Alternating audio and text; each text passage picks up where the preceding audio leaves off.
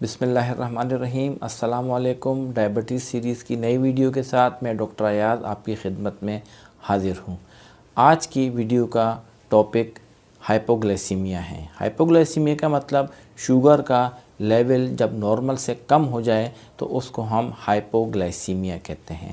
ہائپوگلائسیمیا کی سب سے عام وجہ شوگر کے مریض میں شوگر کم کرنے والی ادویات یا انسولین کا استعمال ہے، لیکن اس کا ہرگز یہ مطلب نہیں کہ یہ ادویات شوگر کے مریض کو استعمال نہیں کرنی چاہیے۔ بتانے کا مقصد صرف یہ ہے کہ شوگر کے مریض کو یہ ادویات اور انسولین بہت احتیاط سے اور ڈاکٹر کے مشورے کے ساتھ استعمال کرنی چاہیے۔ ہائپوگلائسیمیا یا شوگر کا لیول نارمل سے کم ہو جانا ہمارے دماغ اور دل کو بہت زیادہ متاثر کرتا ہے۔ ہائپوگلائسیمیا یا شوگر کے کم ہونے کی علامات اس وقت ظاہر ہوتی ہیں جب کسی مریض کا شوگر لیول 60 ملی گرام پر ڈیسی لیٹر سے کم ہو جائے، اور اگر اس کا بلڈ شوگر لیول 40 ملی گرام پر ڈیسی لیٹر سے کم ہو تو اس میں کوگنیٹو امپیئرمنٹ یعنی اس کے ذہن کے سوچنے سمجھنے کی صلاحیت پر اثر پڑتا ہے۔ لیکن وہ ڈائبٹک افراد یعنی وہ شوگر کے مریض جن کا بلڈ شوگر لیول مستقل زیادہ رہتا ہے، مثلا ان کا بلڈ شوگر لیول 300-400 تک رہتا ہے، تو ایسے افراد میں شوگر کم ہونے کی علامات یعنی ہائپوگلائسیمیا کی علامات شوگر کے زیادہ لیول پر آ جاتی ہیں۔ مثلا اگر ان کا شوگر لیول 80 یا 100 تک بھی ہو تو ایسے افراد میں شوگر کم ہونے کی علامات ظاہر ہونا شروع ہو جاتی ہیں۔ شوگر کے وہ مریض جن کا شوگر لیول بہت اچھے طریقے سے کنٹرول ہو یا مستقل کم رہتا ہو تو ایسے مریضوں میں شوگر کم ہونے کی علامات یعنی ہائپوگلائسیمیا کے علامات بعض اوقات شوگر بہت نیچے آنے پہ بھی ظاہر نہیں ہوتی۔ مثلا اگر ان کا بلڈ شوگر لیول 40 ملی گرام پر ڈیسی لیٹر سے بھی کم ہو جائے تو بعض اوقات ان میں شوگر کی علامات ظاہر نہیں ہوتی۔ اب میں آپ کو ہائپوگلائسیمیا یعنی شوگر کے مریض میں شوگر لیول نارمل سے کم ہونے کی وجوہات بتاتا ہوں۔ اس چارٹ میں آپ دیکھ سکتے ہیں کہ اس میں شوگر کم ہونے کی بہت ساری وجوہات بیان کی گئی ہیں۔ شوگر کم ہونے کی وجوہات بتانے سے پہلے میں آپ کو بتانا چاہتا ہوں کہ ہمارے جسم میں شوگر کا کنٹرول ایک ہارمون کے ذریعے ہوتا ہے جسے ہم انسولین کہتے ہیں، اور یہ ہارمون ہمارے جسم میں موجود ایک عضو جس کو ہم پینکریاس یا لبلبہ کہتے ہیں اس سے خارج ہوتا ہے۔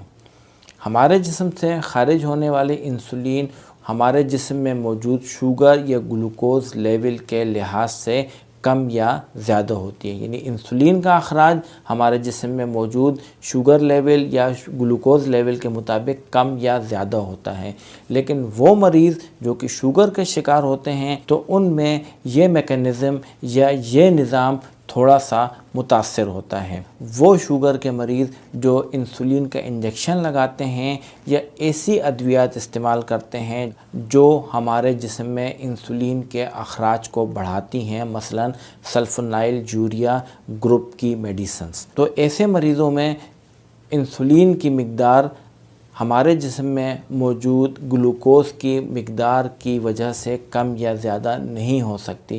اس وجہ سے ایسے مریض ہائپوگلائسیمیا یا شوگر کے کم ہونے کا شکار ہو جاتے ہیں۔ وہ افراد جو انسولین کا انجیکشن لگاتے ہیں تو ان میں بھی شوگر کی مقدار کم ہو سکتی ہے، یعنی وہ ہائپوگلائسیمیا کا شکار ہو سکتے ہیں۔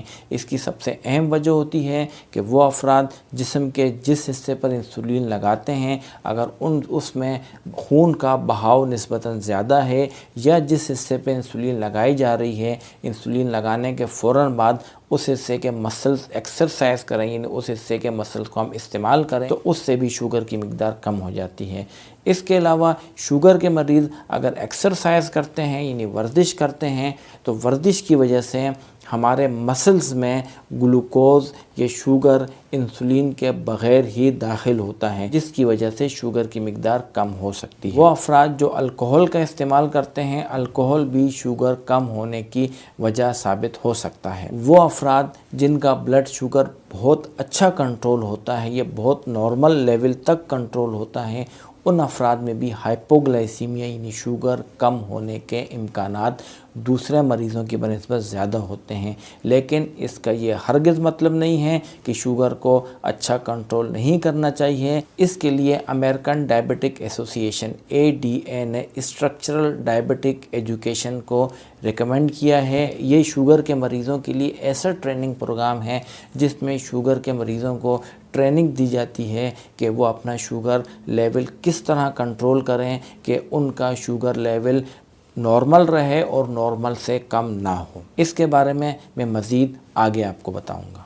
वो मरीज़ जो कि रीनल फेलियर के शिकार हैं या वो हाइपोथायराइड के शिकार हैं, ऐसे मरीज़ों में भी हाइपोग्लाइसीमिया का इम्कान ज़्यादा होता है। कुछ अद्वियात जो कि ब्लड प्रेशर में इस्तेमाल होती हैं या थायराइड के मरीज़ों में इस्तेमाल होती हैं, ये अद्वियात भी शुगर लेवल को नॉर्मल से कम करने का सबब बन सकती हैं। अब मैं आपको हाइपोग्लाइसीमिया या शुगर के मरीज़ों में शुगर का लेवल नॉर्मल से कम होने की अलामात बताता हूँ।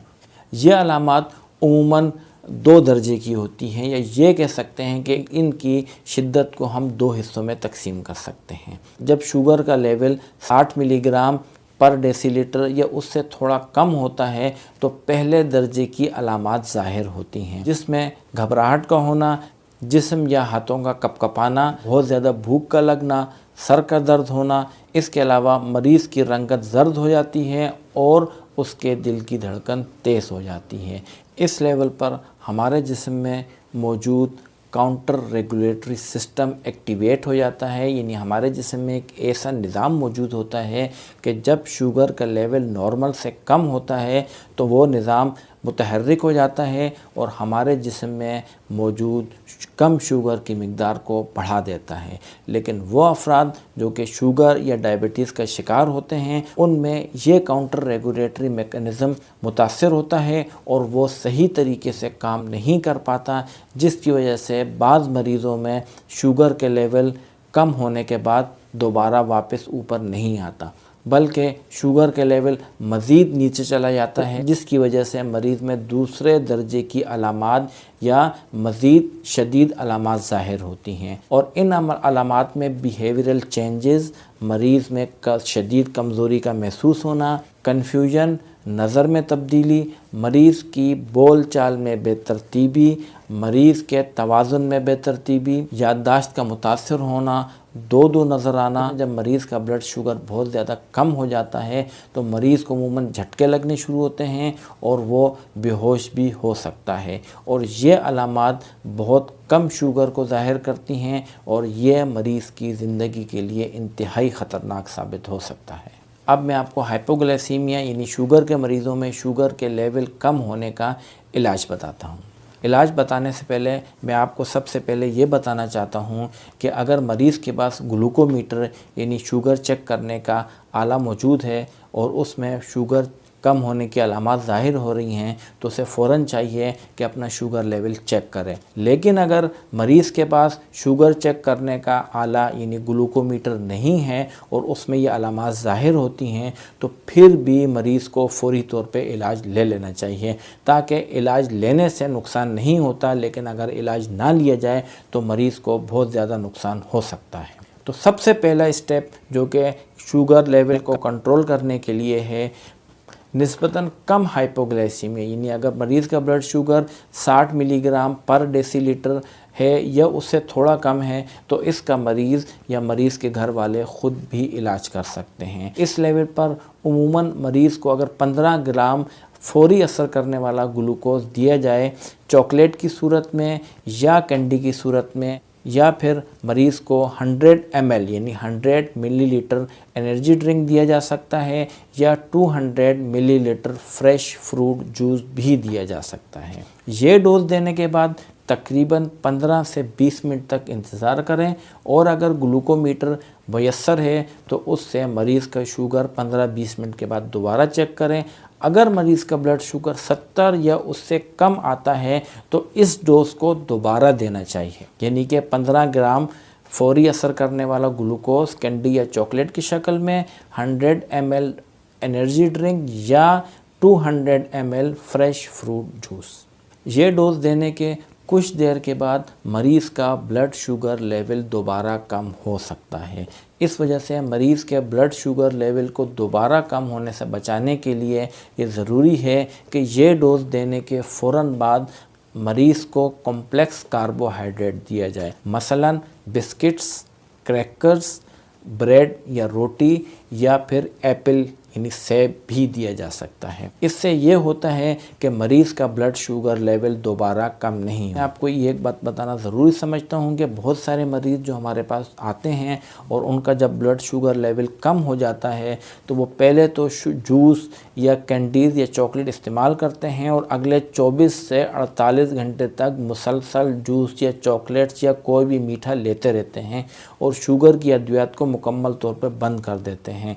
और जब 24 घंटे या 48 घंटे के बाद जब वो हमारे पास आते हैं तो उनका ब्लड शुगर 400, 500 या बाज़ औक़ात उससे भी ज़्यादा होता है। इस वजह से ये डोजेज़ लेने के बाद मरीज़ को फ़ौरन डॉक्टर से रब्ता करना चाहिए ताकि डॉक्टर उसकी ब्लड शुगर कम होने यानी हाइपोग्लाइसीमिया का सबब मालूम करके उसको बेहतर अंदाज में मशवरा दे सके। वो बच्चे जो शुगर के शिकार होते हैं, अगर उनको हाइपोग्लाइसीमिया यानी उनका शुगर लेवल कम हो जाए और वो बच्चे उमूमन कैंडीज़, चॉकलेट्स या जूस नहीं इस्तेमाल कर सकते, तो ऐसे बच्चों में फ़ौरी तौर पर शहद या ग्लूकोज जेल या केक आइसिंग उनके गालों के अंदर रख देनी चाहिए या ज़बान के नीचे रख देनी चाहिए। इससे भी उनका ब्लड शुगर लेवल नॉर्मल हो जाता है। लेकिन मैं आपको एक बात ज़रूर याद दहानी कराना चाहता हूँ कि ये इलाज जो कि मैंने अभी आपको बताया है, किसी बेहोश मरीज़ को यानी वो मरीज़ जो अनकॉन्शियस हो जाए उसको कभी भी नहीं देना चाहिए, क्योंकि अगर कोई मरीज़ हाइपोग्लाइसीमिया यानी शुगर लेवल कम होने की वजह से बेहोश हो जाए और उसको आप ओरली यानी मुंह के ज़रिए चॉकलेट, कैंडी या जूस देंगे तो मुमकिन है कि वो उसके लंग्स यानी फेफड़ों में चला जाए, जो कि इसकी ज़िंदगी के लिए इंतहाई ख़तरनाक साबित हो सकता है। तो बेहोश मरीज़ वो मरीज़ जो कि हाइपोग्लाइसीमिया कम शुगर लेवल की वजह से बेहोश हो जाते हैं, उनका ट्रीटमेंट या इलाज मैं आपको अभी बताता हूँ। बेहोश मरीज़ों में हाइपोग्लाइसीमिया या शुगर लेवल कम होने के इलाज के हमारे पास दो ऑप्शन हैं। सबसे पहले ग्लूकागॉन इंजेक्शन। मैं शुगर के हर मरीज़ को जो कि शुगर कम करने वाली अद्वियात इस्तेमाल करता है, ख़ास तौर पे सल्फोनाइल यूरिया ग्रुप्स की ड्रग्स या इंसुलिन इस्तेमाल करता है, मैं उसको ये एडवाइस करूँगा कि वो हमेशा अपने घर में या अगर वो बाहर जा रहा है तो अपने साथ ग्लूकागॉन इंजेक्शन किट ज़रूर रखें। आप यहाँ पे भी देख सकते हैं glucagon injection kit. Glucagon injection kit में दरअसल ये प्रिपेयर्ड ग्लूकागॉन इंजेक्शन 1 मिलीग्राम होता है और अगर मरीज़ बेहोश हो जाए तो मेडिकल प्रोफेशनल्स यानी डॉक्टर या नर्सेज इसको IV यानी नस में लगा सकते हैं। अगर मेडिकल प्रोफेशनल्स अवेलेबल नहीं हैं तो घर में मौजूद मरीज़ के रिलेटिव्स या मरीज़ के दोस्त जो कि ये इंजेक्शन लगाने में ट्रेंड हैं, वो इंट्रामस्कुलर यानी इसको मसल में लगा सकते हैं या सबकुटेनियस जिल्द के नीचे भी इसको लगाया जा सकता है। इससे मरीज़ का शुगर फौरी तौर पर बेहतर हो जाता है, लेकिन इस इंजेक्शन का अगर असर बहुत कम देर तक होता है, इसीलिए ये इंजेक्शन लगाने के फ़ौरन बाद मरीज़ को करीबी हॉस्पिटल या हेल्थ फैसिलिटी तक पहुंचाना ज़रूरी है। वो मरीज़ जो कि हॉस्पिटल सेटिंग के अंदर हैं या हेल्थ फैसिलिटी के अंदर मौजूद हैं, उनमें अगर ब्लड शुगर लेवल बहुत कम हो जाए और मरीज़ बेहोश हो जाए तो उनको इंट्रावीनस यानी नस में ग्लूकोज दिया जा सकता है। अब मैं आपको बताता हूँ कि शुगर के मरीज़ अपने आप को हाइपोग्लाइसीमिया या शुगर की मिकदार नॉर्मल से कम होने से कैसे बचा सकते हैं। जैसे कि मैंने आपको पहले ही बताया था कि हमारे जिस्म में काउंटर रेगुलेटरी सिस्टम होता है और ये काउंटर रेगुलेटरी सिस्टम उस वक्त मुतहर्रिक हो जाता है, उस वक्त एक्टिवेट हो जाता है जब हमारे जिस्म में शुगर का लेवल नॉर्मल से बहुत कम होता है। और ये सिस्टम शुगर को दोबारा नॉर्मल लेवल पर ले आता है। लेकिन वो अफराद जिनको शुगर हो और काफ़ी अरसे से शुगर हो और उनको हाइपोग्लाइसीमिया यानी शुगर कम होने के अटैक बार बार होते हों, तो उनमें ये काउंटर रेगुलेटरी सिस्टम बहुत ज़्यादा मुतासिर होता है। और ऐसे मरीज़ों में को शुरू में जब शुगर लेवल कम होता है तो उनको बिल्कुल महसूस नहीं होता कि उनका शुगर लेवल कम हो गया है। लेकिन जब उनमें दूसरे दर्जे की अलामात ज़ाहिर होनी शुरू होती हैं तो उस वक्त मरीज़ को एहसास होता है या मरीज़ के केयर गिवर्स यानी उसके घर वालों को या उसके दोस्तों को एहसास होता है कि मरीज़ का ब्लड शुगर बहुत कम हो गया है। और दूसरे दर्जे की अलामात ज़ाहिर होना मरीज़ के लिए बाज़ औक़ात इंतहाई ख़तरनाक साबित हो सकता है। इसी वजह से शुगर कंट्रोल करते वक्त डॉक्टर्स और मरीज़ों को इस बात का ख़ास ख्याल रखना चाहिए कि शुगर नॉर्मल लेवल से कम ना हो, यानी मरीज़ को बार बार हाइपोग्लाइसीमिया के अटैक ना हो। लेकिन इसका ये मतलब हरगिज़ नहीं कि शुगर को नॉर्मल लेवल पर कंट्रोल ना किया जाए या शुगर के कंट्रोल पर किसी किस्म का समझौता किया जाए।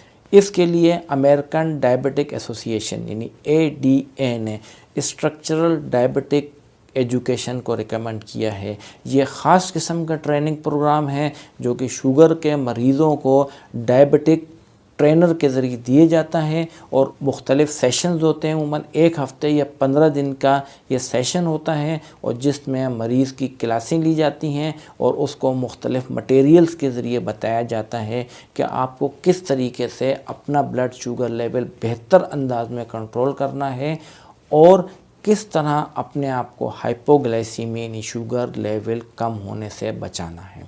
मेरी तमाम शुगर के मरीज़ों को यही एडवाइस है कि वो इस तरह के एजुकेशनल प्रोग्राम्स यानी स्ट्रक्चरल डायबिटिक एजुकेशन को ज़रूर अटेंड करें ताकि वो अपने शुगर को बेहतर अंदाज में बग़ैर हाइपोग्लाइसीमिया हुए कंट्रोल कर सकें। हाइपोग्लाइसीमिया से बचाव का एक अहम स्टेप ये है कि मरीज़ को फ्रीक्वेंटली यानी अपना ब्लड शुगर काफ़ी बार चेक करना चाहिए। यानी बाज़ मरीज़ हमारे पास जो आते हैं वो महीने में या 2 महीने के बाद अपना ब्लड शुगर लेवल चेक करते हैं।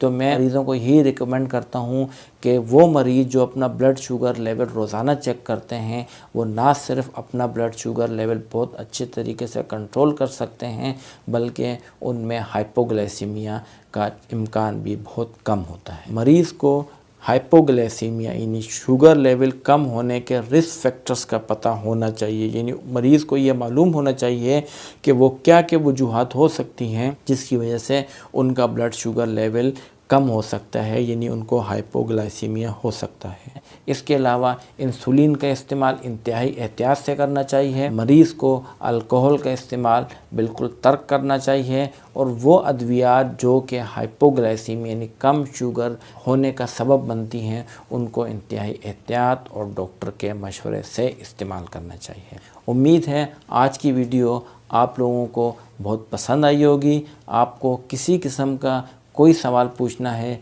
तो आप कमेंट सेक्शन में पूछ सकते हैं, मैं उसका इंशाल्लाह आपको जवाब दूंगा। अपना बहुत ख्याल रखिएगा। अल्लाह हाफ़िज़।